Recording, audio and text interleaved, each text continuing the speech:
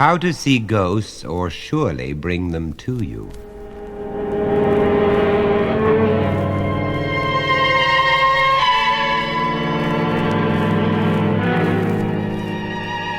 This part of the book is for children who were born in the morning or around lunchtime.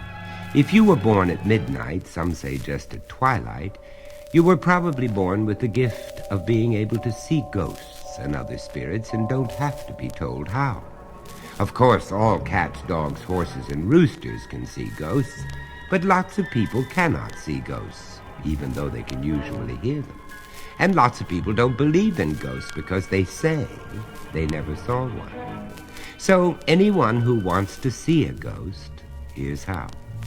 If you really mean it, if you really want to see a ghost, go walk around a grave 12 times backward, and the ghost will rise and ask you what you want. Some people say that just walking around the grave will raise the ghost, and some say you have to do it backward 12 times. Or if you want to summon some one particular ghost, go to his grave at night and call him by name.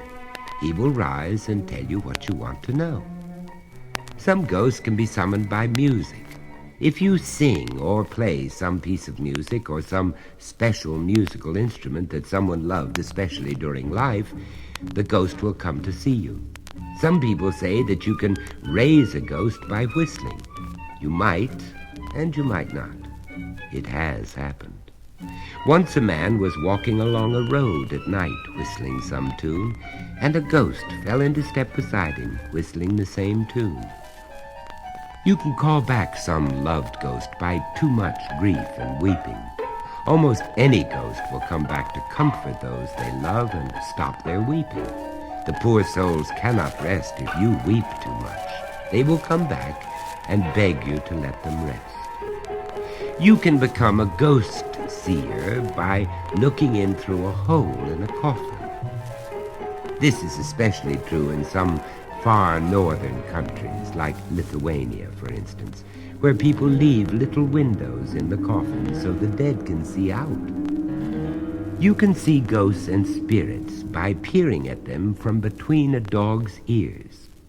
It is well known that dogs can see ghosts. So if you look steadily from between a dog's ears in the direction the dog is looking, you will see the same ghost he sees. You can see ghosts sometimes if you gaze steadily through a ring.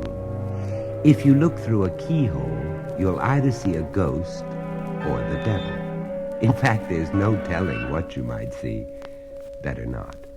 Just say you aren't scared. Just say how brave and nonchalant you'd be if you ever saw a ghost.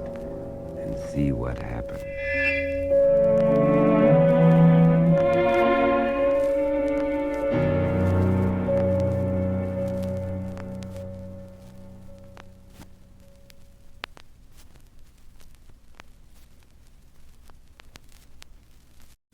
A Hornbook for Witches, the Besom. When full gallop they would speed to a coven far away, thrifty witches use a steed economical, the broom. This asks neither stall nor groom, never runs a bill for hay. The Familiar. Mangy, lean, of evil fame, subject to her own dark laws, old Grimalkin tells her dame ancient lore that all cats know, and their secret, how to show friendship while you flex your claws. The Magic Circle. Here within this potent round, witch secure from harm may stay. Safety lies in circles, bound in such mystic cipher goes earth and all the worlds.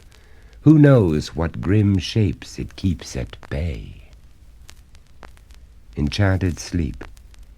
Vivian, the limmer lass, stepping from the fairy lake, bound Merlin in tree of glass with her cup of magic dwale. Now she lies, so ends each tale, in sleep of death, no spell can break. Magician's Hat.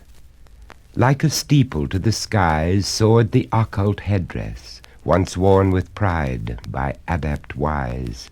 Round the brim the zodiac whirled in scarlet thread. Alack, now this cap denotes the dunce. Witch's wheel. By the turning of this wheel, faithfulness in hearts of men young enchantresses can seal. Circe long ago did hold such a toy, yet we are told Ulysses never came again. The spells. There are words of awful might that each witch wife must be learning. If the runes are spoken right, fiends will hasten to obey. Let the tongue slip, neighbors may suddenly smell something burning. The coven. Cross-legged on the sarsen stone, Satan sits, with staghorn crown. Witches kneeling by his throne wonder at his mask in fear. Is it sin in person here? Likely just a clerk from town. The covenant. Writ on scroll of felon's skin, with her blood, for evil's sake, is her name. Now she is kin to Pamphila, Ender, Bork. Lucifer will bless her work and reward her with the stake.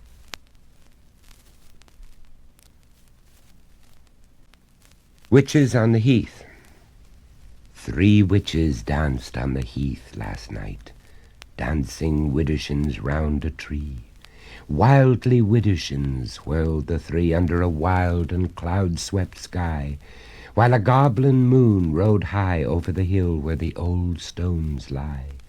And their hats were peaked, and they twittered and squeaked as they danced in the green moonlight. And out of the boughs of the twisted thorn came the wail of a violin, queer and evil and sad and thin.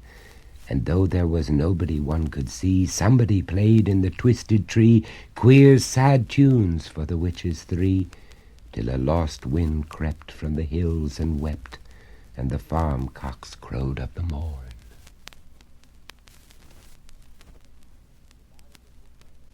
The Ballad of the Jabberwock.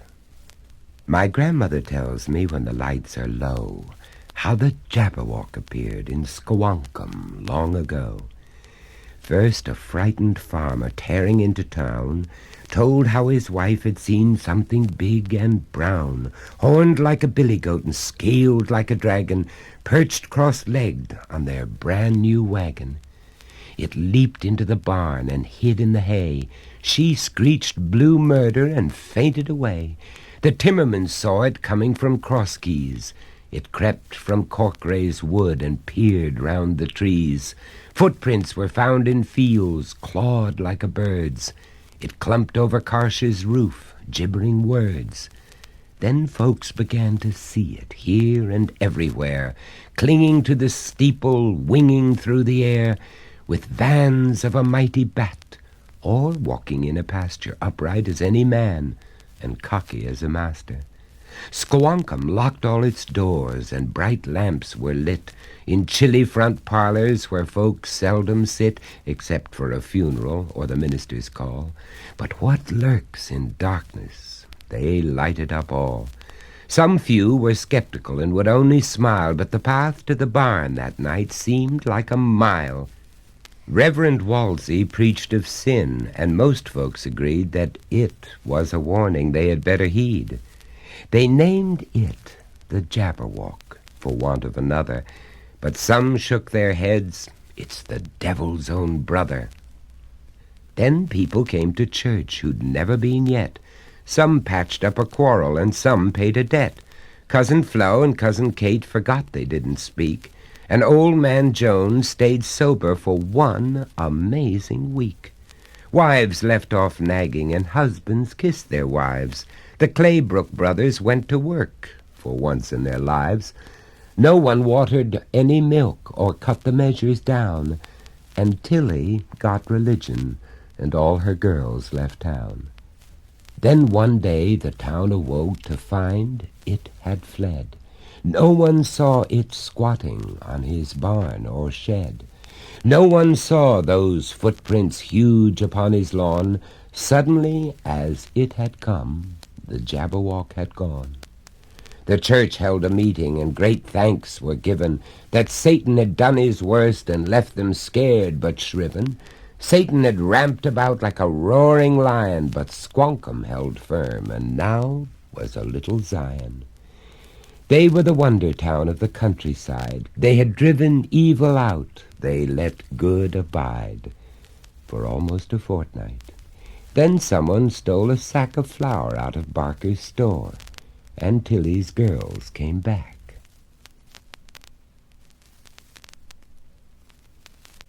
All Saints' Eve.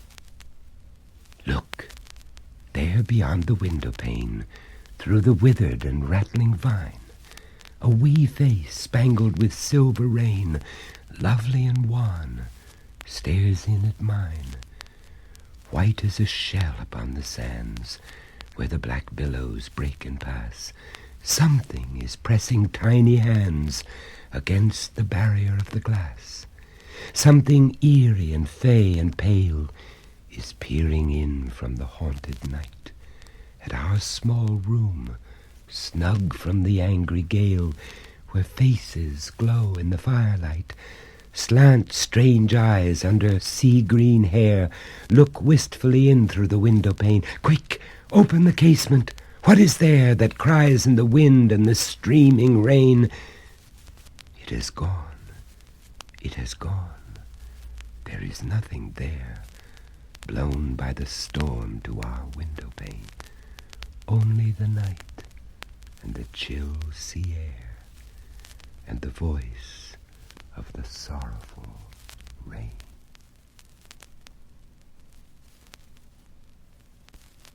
Dreamland. By a route obscure and lonely, haunted by ill angels only, where an eidolon named Night on a black throne reigns upright, I have reached these lands but newly, from an ultimate dim Thule, from a wild weird clime that lieth sublime, out of space, out of time. Bottomless vales and boundless floods, and chasms and caves and Titan woods, with forms that no man can discover for the tears that drip all over. Mountains topping evermore into seas without a shore, seas that restlessly aspire, surging unto skies of fire, lakes that endlessly outspread their lone waters lone and dead, their still waters still and chilly, with the snows of the lolling lily. By the lakes that thus outspread their lone waters lone and dead, their sad waters sad and chilly, with the snows of the lolling lily. By the mountains near the river, murmuring lowly, murmuring ever, by the grey woods, by the swamp, where the toad and the newt encamp, by the dismal tarns and pools, where dwell the ghouls.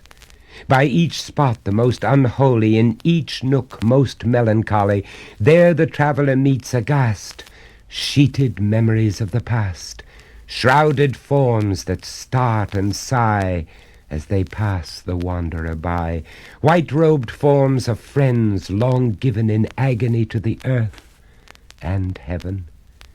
For the heart whose woes are legion, 'tis a peaceful, soothing region.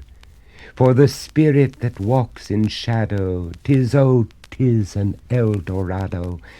But the traveller travelling through it may not, dare not, openly view it. Never its mysteries are exposed to the weak human eye unclosed. So wills its king, who hath forbid the uplifting of the fringed lid, and thus the sad soul that here passes beholds it but through darkened glasses, by a route obscure and lonely, haunted by ill angels only, where an eidolon named Night on a black throne reigns upright. I have wandered home but newly from this ultimate dim Thule.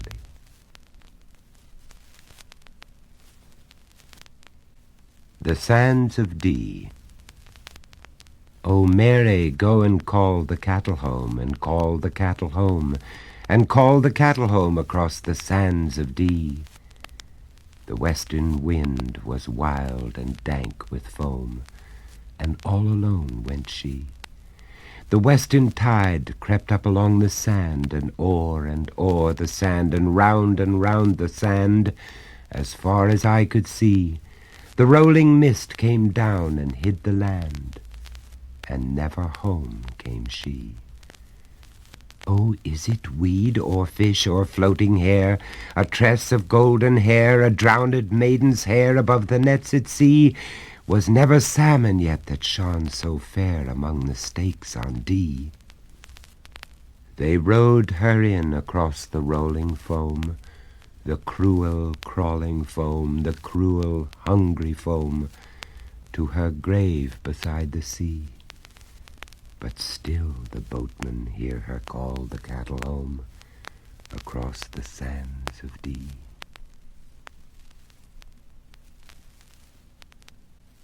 Thus I refute Beelzy. There goes the tea bell, said Mrs. Carter. I hope Simon hears it. They looked out from the window of the drawing-room. The long garden, agreeably neglected, ended in a waste plot. Here a little summer-house was passing close by beauty on its way to complete decay. This was Simon's retreat. It was almost completely screened by the tangled branches of the apple tree and the pear tree, planted too close together, as they always are in suburbs. They caught a glimpse of him now and then as he strutted up and down, mouthing and gesticulating, performing all the solemn mumbo-jumbo of small boys who spend long afternoons at the forgotten ends of long gardens. There he is, bless him, said Betty. Playing his game, said Mrs. Carter. He won't play with the other children any more. And if I go down there, the temper! Anne comes in tired out. He doesn't have his sleep in the afternoons? Asked Betty. You know what Big Simon's ideas are, said Mrs. Carter. Let him choose for himself, he says. That's what he chooses, and he comes in as white as a sheet. Look, he's heard the bell, said Betty. The expression was justified, though the bell had ceased ringing a full minute ago. Small Simon stopped in his parade exactly as if its tinny dingle had at that moment reached his ear. They watched him perform certain ritual sweeps and scratchings with his little stick, and come lagging over the hot and flaggy grass toward the house. Mrs. Carter led the way down to the playroom, or garden room, which was also the tea room for hot days. It had been the huge scullery of this tall Georgian house. Now the walls were cream-washed.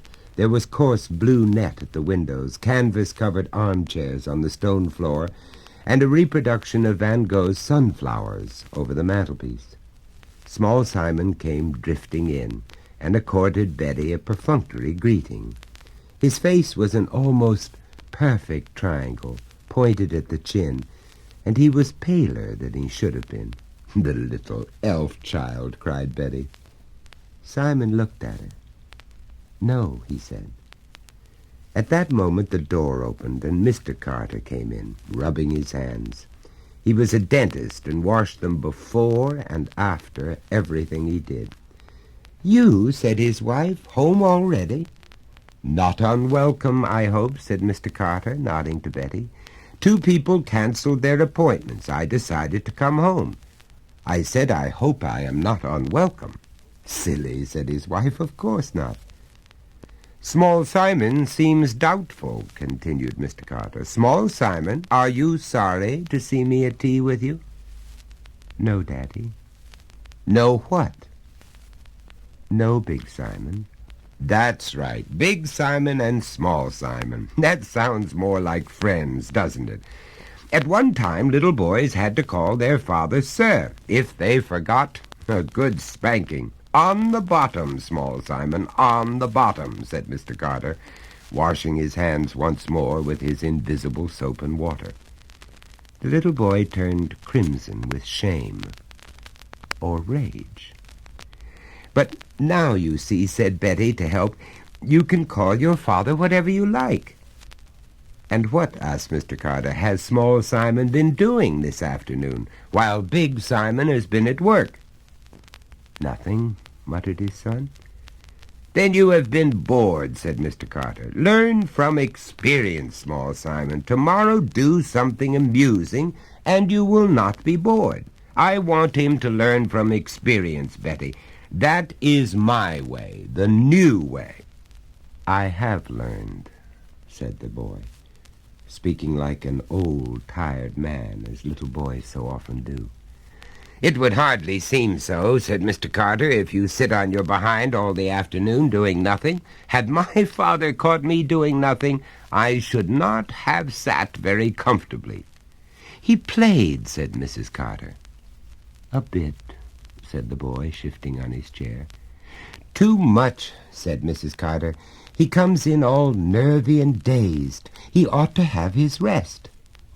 "He is 6, said her husband. "He is a reasonable being. He must choose for himself. But what game is this, Small Simon, that is worth getting nervy and dazed over?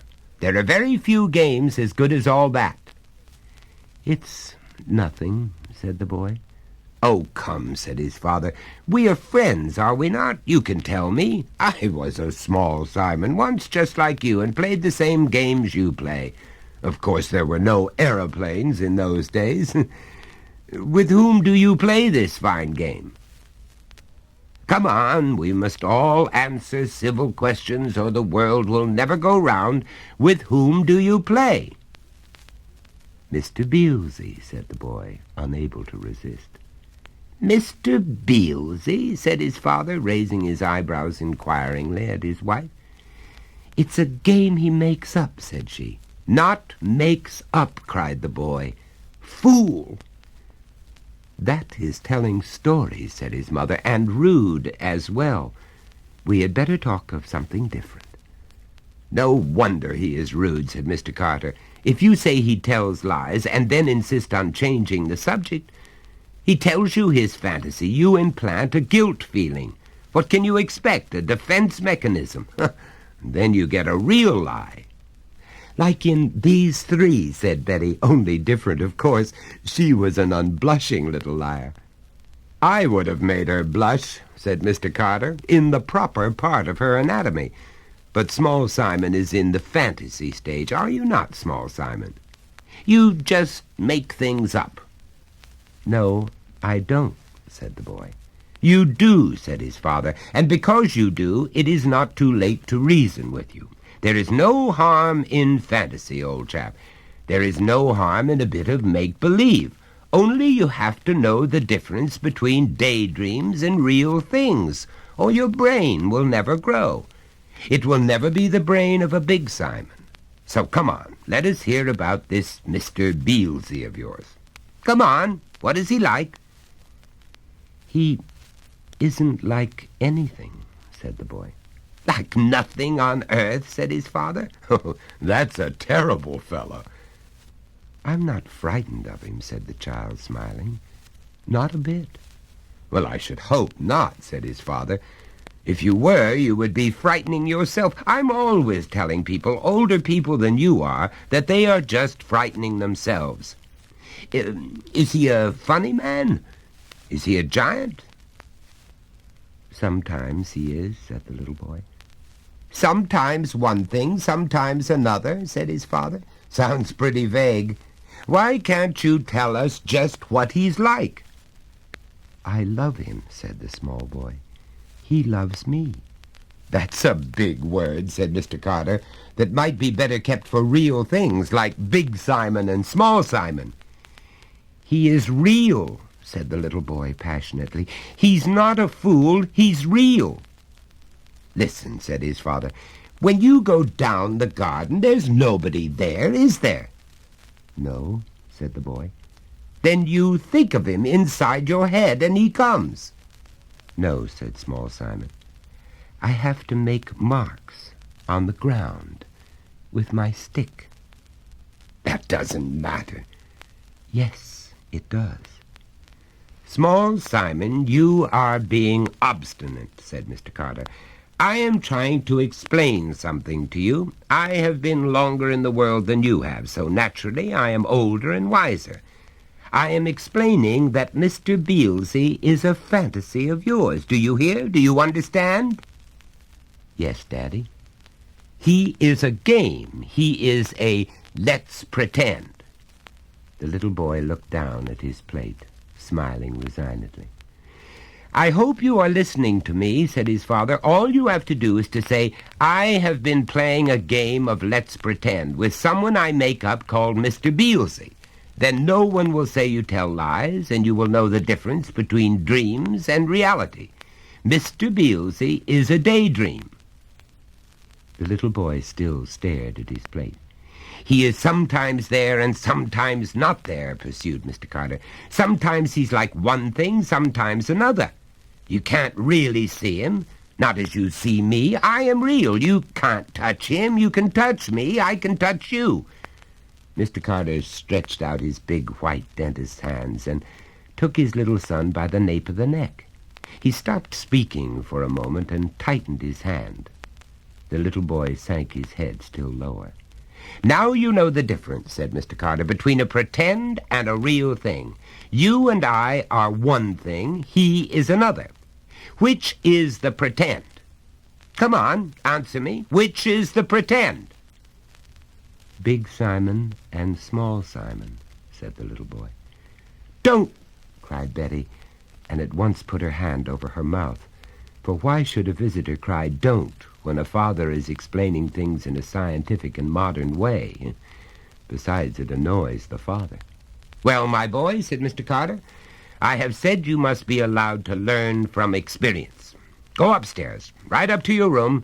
You shall learn whether it is better to reason or to be perverse and obstinate. Go up, I shall follow you. You're not going to beat the child, cried Mrs. Carter. No, said the little boy. Mr. Beelzy won't let him. Go on up with you, shouted his father. Small Simon stopped at the door. He said he wouldn't let anyone hurt me, he whimpered. He said he'd come like a lion with wings on and eat them up. You'll learn how real he is, shouted his father after him. If you can't learn it at one end, you shall learn it at the other. I'll have your breeches down. I shall finish my cup of tea first, however, said he to the two women. Neither of them spoke. Mr. Carter finished his tea and unhurriedly left the room, washing his hands with his invisible soap and water. Mrs. Carter said nothing. Betty could think of nothing to say. She wanted to be talking, for she was afraid of what they might hear. Suddenly it came. It seemed to tear the air apart. Good God, she cried. What was that? He's heard him. She sprang out of her chair, her silly eyes flashing behind her glasses. I'm going up there, she cried, trembling. Yes, let's go up, said Mrs. Carter. Let us go up. That was not Small Simon. It was on the second-floor landing that they found the shoe, with the man's foot still in it, like that last morsel of a mouse which sometimes falls unnoticed from the side of the jaws of the cat.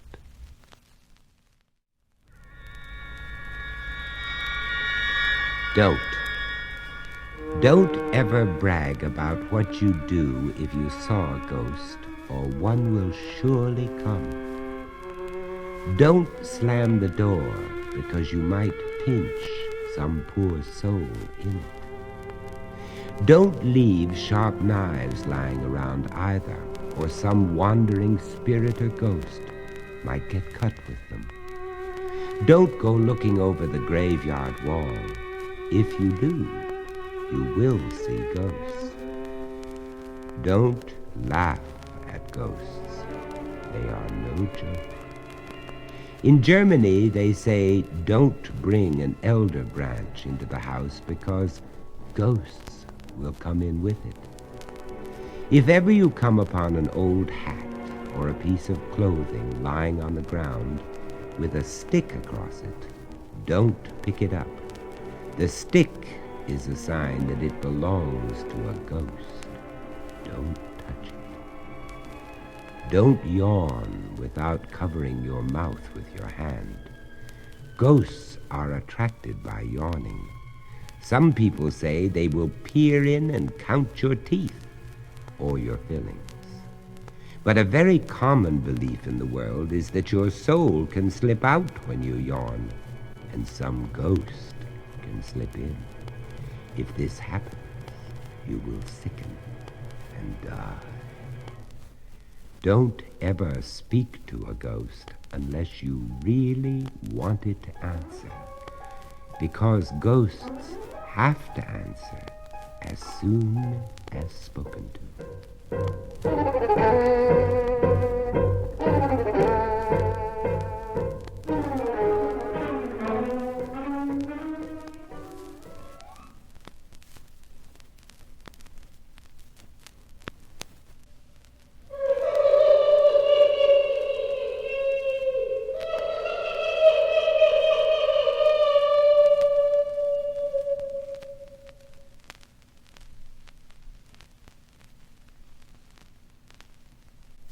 The Water Ghost of Harrowby Hall. The trouble with Harrowby Hall was that it was haunted, and what was worse, the ghost did not content itself with merely appearing at the bedside of the afflicted person who saw it, but persisted in remaining there for 1 mortal hour before it would disappear. It never appeared except on Christmas Eve, and then as the clock was striking 12. In which respect alone was it lacking in that originality which in these days is a sine qua non of success in spectral life. The owners of Harrowby Hall had done their utmost to rid themselves of the damp and dewy lady who rose up out of the best bedroom floor at midnight, but without avail. They had tried to stop the clock so that the ghost would not know when it was midnight, but she made her appearance just the same, with that fearful miasmatic personality of hers, and there she would stand until everything about her was thoroughly saturated. Then the owners of Harrowby Hall caulked up every crack in the floor with the very best quality of hemp, and over this were placed layers of tar and canvas. The walls were made waterproof, and the doors and windows likewise, the proprietor having conceived the notion that the unexercised lady would find it difficult to leak into the room after these precautions had been taken. But even this did not suffice. The following Christmas Eve she appeared as promptly as before, and frightened the occupant of the room quite out of his senses by sitting down alongside of him and gazing with her cavernous blue eyes into him. And he noticed, too, in her long, aqueously bony fingers, bits of dripping seaweed were entwined, the ends hanging down, and these ends she drew across her forehead until he became like one insane. And then he swooned away and was found unconscious in his bed the next morning by his host, simply saturated with seawater and fright, from the combined effects of which he never recovered, dying 4 years later of pneumonia and nervous prostration at the age of 78. The next year, the master of Harrowby Hall decided not to have the best spare room opened at all, thinking that perhaps the ghost's thirst for making herself disagreeable would be satisfied by haunting the furniture, but the plan was as unavailing as the many that had preceded. The ghost appeared as usual in the room. That is, it was supposed she did, for the hangings were dripping wet the next morning, and in the parlor below the haunted room a great damp spot appeared on the ceiling. Finding no one there, she immediately set out to learn the reason why, and she chose none other to haunt than the owner of Harrowby himself. She found him in his own cozy room, drinking whiskey undiluted, and felicitating himself upon having foiled her ghostship, when all of a sudden the curl went out of his hair, his whiskey bottle filled and overflowed, and he was himself in a condition similar to that of a man who had fallen into a water butt. When he had recovered from the shock, which was a painful one, he saw before him the lady of the cavernous eyes and the seaweed fingers. The sight was so unexpected and so terrifying that he fainted, but immediately came to because of the vast amount of water in his hair, which, trickling down over his face, restored his consciousness. Now it so happened that the master of Harrowby was a brave man, and while he was not particularly fond of interviewing ghosts, especially such quenching ghosts as the one before him, he was not to be daunted by an apparition. He had paid the lady the compliment of fainting from the effects of his first surprise, and now that he had come to, he intended to find out a few things he felt he had a right to know. He would have liked to put on a dry suit of clothes first, but the apparition declined to leave him for an instant, until her hour was up, and he was forced to deny himself that pleasure. Every time he would move, she would follow him, with the result that everything she came in contact with got a ducking.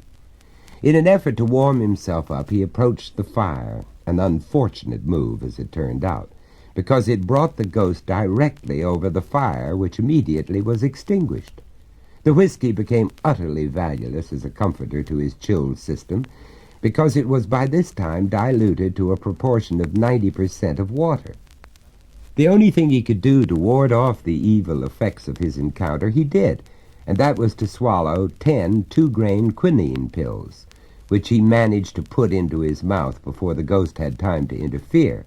Having done this, he turned with some asperity to the ghost and said, "Far be it from me to be impolite to a woman, madam, but I'm hanged if it wouldn't please me better if you'd stop these infernal visits of yours to this house. Go sit out on the lake if you like that sort of thing. Soak the water butt if you wish, but do not, I implore you, come into a gentleman's house and saturate him and his possessions in this way. It is disagreeable." "Henry Hardwick Oglethorpe," said the ghost in a gurgling voice, "you don't know what you are talking about." "Madam," returned the unhappy householder, "I wish that remark were strictly truthful. I was talking about you. It would be shillings and pence, nay, pounds in my pocket, madam, if I did not know you." "That is a bit of specious nonsense," returned the ghost, throwing a quart of indignation into the face of the master of Harrowby. "It may rank high in repartee, but any comment upon my statement that you do not know what you are talking about is flavors of irrelevant impertinence. You do not know that I am compelled to haunt this place year after year by inexorable fate. It is no pleasure to me to enter this house and ruin and mildew everything I touch. I never aspired to be a sourbath, but it is my doom. Do you know who I am?" "No, I don't," returned the master of Harrowby. "I should say you were the Lady of the Lake, or Little Sally Waters." "You are a witty man for your years," said the ghost. "Well, my humor is drier than yours will ever be," returned the master. "No doubt. I'm never dry. I am the water ghost of Harrowby Hall, and dryness is a quality entirely beyond my wildest hope. I have been the incumbent of this highly unpleasant office for 200 years tonight." "How the deuce did you ever come to get elected?" asked the master. "Through a suicide," replied the spectre. "I am the ghost of that fair maiden whose picture hangs over the mantelpiece in the drawing-room. I should have been your great-great-great-great-great-aunt if I had lived, Henry Hardwick Oglethorpe, for I was the own sister of your great-great-great-great-grandfather." "But what induced you to get this house into such a predicament?" "I was not to blame, sir," returned the lady. "It was my father's fault. He it was who built Harrowby Hall, and the haunted chamber was to have been mine. My father had it furnished in pink and yellow, knowing well that blue and gray formed the only combination of color I could tolerate. He did it merely to spite me, and with what I deem a proper spirit. I declined to live in the room, whereupon my father said I could live there or on the lawn. He didn't care which. That night I ran from the house and jumped over the cliff and into the sea." "That was rash," said the master of Harrowby. "So I've heard," returned the ghost. "If I had known what the consequences were to be, I should not have jumped. but I really never realized what I was doing until after I was drowned. I had been drowned a week when a sea nymph came to me and informed me that I was to be one of her followers forever afterwards, adding that it should be my doom to haunt Harrowby Hall for 1 hour every Christmas Eve throughout the rest of eternity. I was to haunt that room on such Christmas Eves as I found it inhabited, and if it should turn out not to be inhabited, I was and am to spend the allotted hour with the head of the house. I'll sell the place. That you cannot do, for it is also required of me that I shall appear as the deeds are to be delivered to any purchaser and divulge to him the awful secret of the house. Do you mean to tell me that on every Christmas Eve that I don't happen to have somebody in that guest chamber, you are going to haunt me wherever I may be, ruining my whiskey, taking all the curl out of my hair, extinguishing my fire, and soaking me through to the skin? Demanded the master. You have stated the case, Oglethorpe. And what is more, said the water ghost, it doesn't make the slightest difference where you are. If I find that room empty, wherever you may be, I shall douse you with my spectral... Here the clock struck 1, and immediately the apparition faded away. It was perhaps more of a trickle than a fade, but as a disappearance it was complete.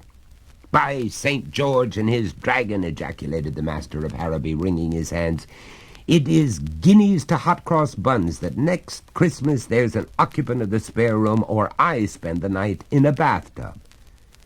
But the master of Harrowby would have lost his wager had there been anyone there to take him up, for when Christmas Eve came again he was in his grave, never having recovered from the cold contracted that awful night. Harrowby Hall was closed, and the heir to the estate was in London, where to him in his chambers came the same experience that his father had gone through, saving only that being younger and stronger he survived the shock. Everything in his room was ruined. His clocks were rusted in the works.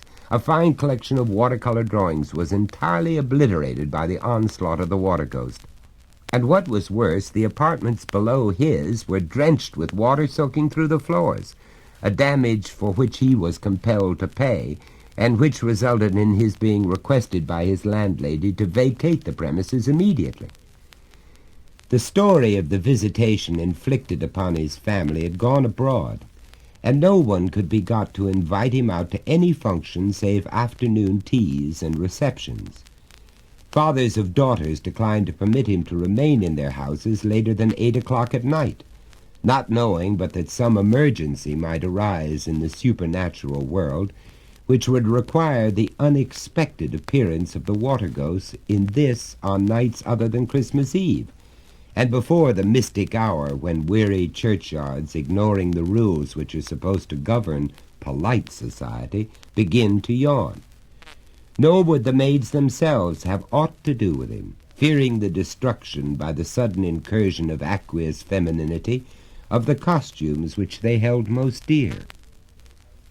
So the heir of Harrowby Hall resolved, as his ancestors for several generations before him had resolved, that something must be done. His first thought was to make one of his servants occupy the haunted room at the crucial moment, but in this he failed because the servants themselves knew the history of the room and rebelled. None of his friends would consent to sacrifice their personal comfort to his, nor was there to be found in all England a man so poor as to be willing to occupy the doomed chamber on Christmas Eve for pay. Then the thought came to the heir to have the fireplace in the room enlarged, so that he might evaporate the ghost at its first appearance, and he was felicitating himself upon the ingenuity of his plan when he remembered what his father had told him, how that no fire could withstand the lady's extremely contagious dampness. And then he bethought himself of steam pipes. These, he remembered, could lie hundreds of feet deep in water and still retain sufficient heat to drive the water away in vapor. And as a result of this thought, the haunted room was heated by steam to a withering degree, and the heir for 6 months attended daily the Turkish baths, so that when Christmas Eve came he could himself withstand the awful temperature of the room. The scheme was only partially successful. The water ghost appeared at the specified time and found the heir of Harrowby prepared. But hot as the room was, it shortened her visit by no more than 5 minutes in the hour, during which time the nervous system of the young master was well nigh shattered, and the room itself was cracked and warped to an extent which required the outlay of a large sum of money to remedy.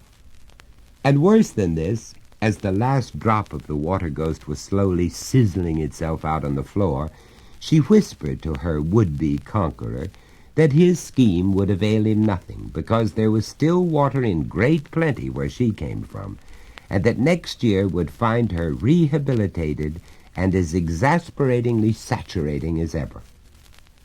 It was then that the natural action of the mind in going from one extreme to the other suggested to the ingenious heir of Harrowby the means by which the water ghost was ultimately conquered, and happiness once more came within the grasp of the house of Oglethorpe. The heir provided himself with a warm suit of fur underclothing. Donning this with the furry side in, he placed over it a rubber garment, tight-fitting, which he wore just as a woman wears a jersey. On top of this he placed another set of underclothing, this suit made of wool, and over this was a second rubber garment like the first. Upon his head he placed a light and comfortable diving helmet, and so clad, on the following Christmas Eve, he awaited the coming of his tormentor. It was a bitterly cold night that brought to a close this 24th day of December. The air outside was still, but the temperature was below zero. Within all was quiet, the servants of Harrowby Hall awaiting with beating hearts the outcome of their master's campaign against his supernatural visitor. The master himself was lying on a bed in the haunted bedroom, clad, as has already been indicated, and then the clock clanged out the hour of 12. There was a sudden banging of doors. A blast of cold air swept through the halls. The door leading into the haunted chamber flew open. A splash was heard, and the water ghost was seen standing at the side of the heir of Harrowby, from whose outer dress there streamed rivulets of water, but whose own person, deep down under the various garments he wore, was as dry and as warm as he could have wished. "Ha!" said the young master of Harrowby. "I'm glad to see you." You are the most original man I've met, if that is true," returned the ghost. "May I ask, where did you get that hat?" "Certainly, madam," returned the master courteously. "It is a little portable observatory I had made just for such emergencies as this. But tell me, is it true that you are doomed to follow me about for one mortal hour, to stand where I stand, to sit where I sit?" "That is my delectable fate," returned the lady. "We'll go out on the lake," said the master, starting up. "You can't get rid of me that way," returned the ghost. "The water won't swallow me up. In fact, it will just add to my present bulk." "Nevertheless," said the master firmly, "we will go out on the lake." "But, my dear sir," returned the ghost with a pale reluctance, "it is fearfully cold out there. You will be frozen hard before you've been out 10 minutes. "Oh, no, I'll not," replied the master. "I am very warmly dressed. Come." This last in a tone of command that made the ghost ripple. And they started. They had not gone far before the water ghost showed signs of distress. "You walk too slowly," she said. "I am nearly frozen. My knees are so stiff now I can hardly move. I beseech you to accelerate your step." "I should like to oblige a lady," returned the master courteously, "but my clothes are rather heavy, and 100 yards an hour is about my speed. Indeed, I think we would better sit down here on this snowdrift and talk matters over." Do not do so, I beg," cried the ghost. "Let me move on. I feel myself growing rigid as it is. If we stop here, I shall be frozen stiff." "That, madam," said the master slowly, seating himself on an ice cake, "is why I have brought you here. We have been on this spot just 10 minutes. We have 50 more. Take your time about it, madam, but freeze. That is all I ask of you." "I cannot move my right leg now," cried the ghost in despair, "and my overskirt is a solid sheet of ice. Oh, good kind Mr. Oglethorpe, light a fire, and let me go free from these icy fetters." "Never, madam, it cannot be. I have you at last." "Alas!" cried the ghost, a tear trickling down her frozen cheek. "Help me, I beg. I congeal." "Congeal, madam, congeal," returned Oglethorpe coldly. "You have drenched me in mine for 203 years, madam. Tonight you have had your last drench." "Ah, but I shall thaw out again, and then you'll see. Instead of the comfortably tepid, genial ghost that I have been in my past, sir, I shall be iced water," cried the lady threateningly. "No, you won't either," returned Oglethorpe, "for when you are frozen quite stiff, I shall send you to a cold storage warehouse, and there you shall remain an icy work of art forevermore." "But warehouses burn." "So they do, but this warehouse cannot burn. It is made of asbestos, and surrounding it are fireproof walls, and within those walls the temperature is now and shall forever be 416 degrees below the 0 point, low enough to make an icicle of any flame in the world." "Or the next," the master added with an ill-suppressed chuckle. "For the last time, let me beseech you. I would go on my knees to you, Oglethorpe. Were they not already frozen? I beg of you, do not do."